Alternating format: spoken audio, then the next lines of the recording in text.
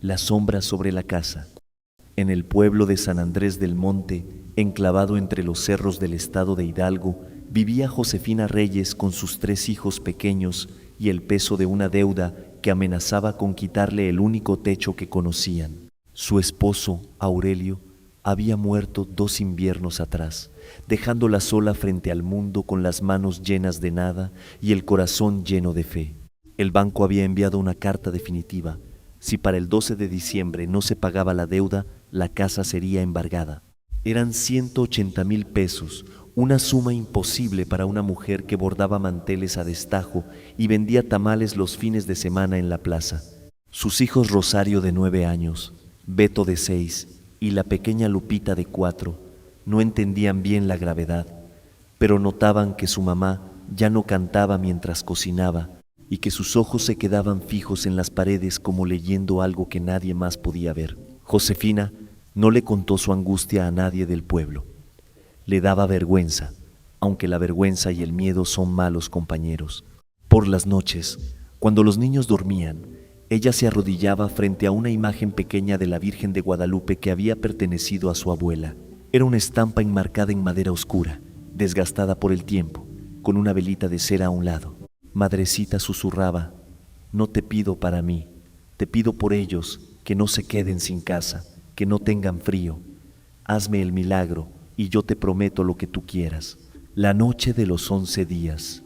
El 11 de diciembre amaneció gris y helado. Josefina había agotado todas las puertas. Le había pedido un préstamo a su cuñado, quien le dijo que no tenía. Había ido al DIF del municipio, donde le dijeron que los apoyos ya estaban cerrados por el año.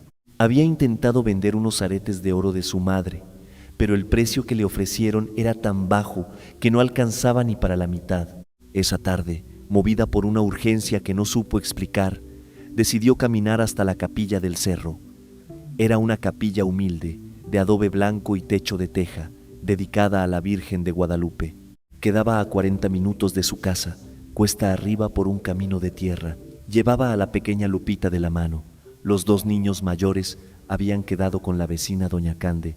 El camino olía a tierra mojada y a ocote. Las nubes bajas rozaban las copas de los pinos. Josefina caminaba rezando en voz baja, sin saber bien qué pedía ya, porque hay momentos en que el alma se vacía de palabras y solo queda un gemido que Dios entiende de todas formas. Cuando llegó a la capilla, la encontró entreabierta. Adentro ardían velas y había flores de cempasúchil sobre el altar. Una señora mayor barría el piso de tierra con una escoba de palma. «Pásele, hija», le dijo sin voltear. La madre la estaba esperando. Josefina pensó que era una manera de hablar. El saludo cortés de quien cuida un lugar sagrado. Se arrodilló frente a la imagen. Lupita se quedó quieta a su lado, como raramente lo hacía, y puso una manita en la rodilla de su mamá. Josefina lloró durante mucho tiempo. No pedía ya el dinero, pedía fuerza para lo que viniera, pedía no romperse delante de sus hijos. Pedía que si la casa se perdía, que de todas formas Dios los guardara juntos. Virgen Morena, tú que te apareciste al Juan Diego en este mismo cerro frío, tú que le llenaste la tilma de rosas cuando el obispo no te creía, yo también soy poca cosa, pero mis hijos no tienen culpa de nada. Cúbrelos tú con tu manto, aunque a mí me lleve la corriente. Cuando terminó de rezar, se limpió la cara con el rebozo y se puso de pie. La señora mayor ya no estaba en la capilla, y sobre el reclinatorio, donde no había nada cuando ella llegó, había un ramo pequeño de rosas rojas, todavía con el rocío encima, como recién cortadas. Josefina las miró un momento. Lupita extendió la mano y tocó un pétalo. «Huelen bonito, mamá». Josefina tomó las rosas sin saber bien por qué. Las envolvió en su rebozo y emprendió el camino de regreso. La llamada del 12, al día siguiente, 12 de diciembre, festividad de Nuestra Señora de Guadalupe. Josefina se levantó antes del amanecer. Puso las rosas en el jarrón de vidrio junto a la imagen de su abuela. Estaban tan frescas como la tarde anterior, lo cual le pareció extraño porque no les había puesto agua. A las 7 de la mañana, su teléfono viejo tembló sobre la mesa. Era un número de la Ciudad de México que ella no reconoció. Estuvo a punto de no contestar.